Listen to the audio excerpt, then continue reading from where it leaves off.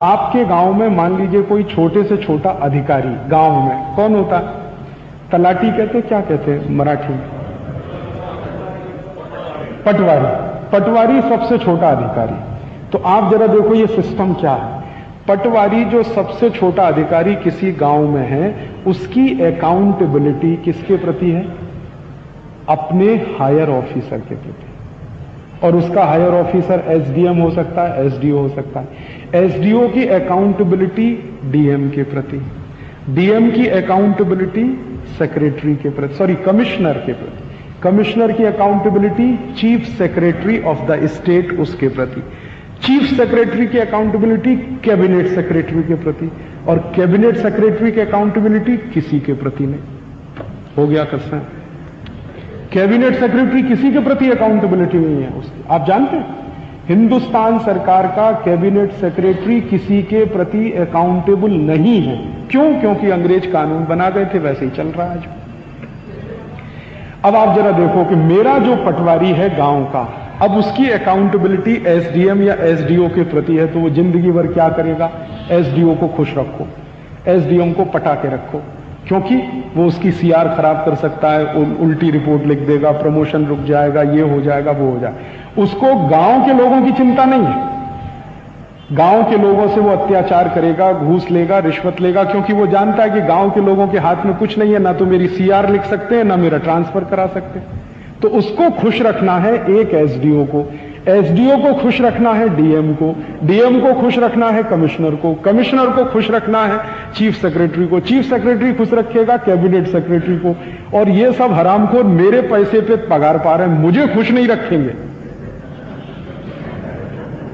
मैं उनकी पगार के लिए पैसा दे रहा हूं मेरे टैक्स में से, आप ही पैसा दे रहे हैं, मैं पैसा दे रहा हूं, हम उनकी पगार दे रहे हैं, मुझे खुश नहीं रखेंगे। जिनसे पगार नहीं मिल रही है उनको खुश रखेंगे। क्यों? क्योंकि कानून वैसा है कि उनकी अकाउंटेबिलिटी अपने हायर ऑफिसर के प्रति है। जिस जनता की सेवा कर रहे हैं उसके लिए कुछ लेना देना नहीं है, वो भाड़ में जाए, चूल्हे में जाए, मरे भूख से, कुछ भी हो जाए, हमारी अकाउंटेबिलिटी अपने हायर ऑफिसर्स के प्रति है। तो चाटुकारिता चलती है वहां पे, तो करप्शन तो होने ही वाला है।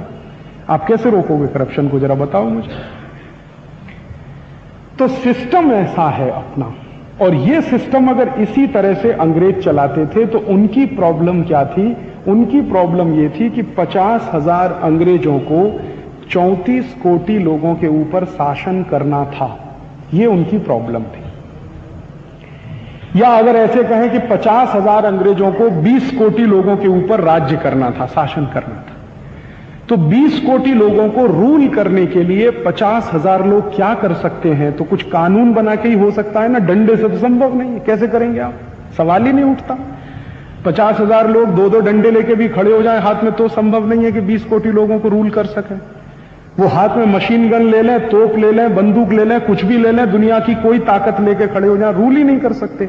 तो उन्होंने हिसाब जोड़ा कि 50,000 अंग्रेज अगर 20 कोटि लोगों को रूल करें तो उसकी रूलिंग के लॉज बना दो, उसके हिसाब से रूलिंग चलेगी।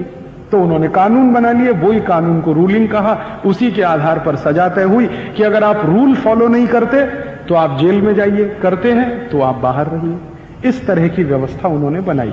अब ये व्यवस्था वो चलाते थे क्योंकि उनकी मजबूरी थी, वो 50 कोटि लोगों को ला नहीं सकते थे कहीं से, उनके पास थे ही नहीं।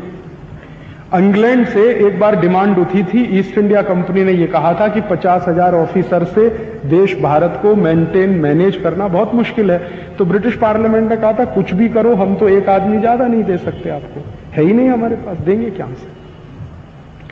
तो 50,000 लोग जब 20 करोड़ पर शासन करें तो उसके लिए जो रूल रेगुलेशंस नियम बनेंगे, अगर वही रूल रेगुलेशंस नियम हम चलाएंगे तो उसमें से रिजल्ट तो वही आएगा जो उस जमाने में आता था। सिस्टम तो वही है ना, तो प्रोडक्ट भी उसमें से वही निकलेगा। आपने मशीन नहीं बदली है, मशीन वही चला रहे हैं जो अंग्रेज चलाते थे, तो प्रोडक्ट तो वही बनेगा जो मशीन बनाती थी। मैं कई बार इसको मजाक में कहता हूं कि हमने कार नहीं बदली है, कार का ड्राइवर बदल लिया। पहले कार का ड्राइवर था लॉर्ड माउंटबेटन, हमने उसकी जगह पंडित जवाहरलाल नेहरू को बिठा दिया, कार वही थी हमारे पास।